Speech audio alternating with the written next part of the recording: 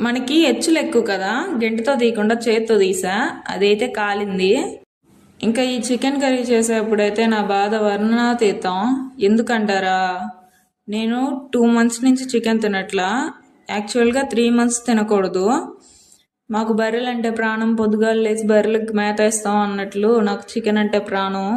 వారానికి ఒకసారైనా చికెన్ కడుపులో వేయాలి.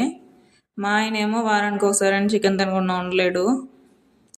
అయినా నేను బలంగా ఫిక్స్ అయిపోయా 3 months చికెన్ తినకూడదని. అందుకే నా జ్ఞానేంద్రియాలని నియంత్రించుకొని నన్ను నేను నిగ్రహించుకొని మా ఆయనకి చికెన్ చేసి పెట్టా. అలాగే దోశ కూడా వేసిచ్చా. అన్నీ వేసి మా ఆయనకి ఇస్తే చూడండి, తినేవాడు కామ్గా తినొచ్చు కదా, నన్ను ఊరిస్తూ తింటున్నాడు. ఇదేమన్నా న్యాయమా? కొంచెం కూడా జాలి లేదు. అయితే ఇవాళ నేను ఒక ప్రాణికి బ్లడ్ డొనేట్ చేశా. మీరు కూడా ఇలాంటి మంచి పనులు చేయండి. Do subscribe.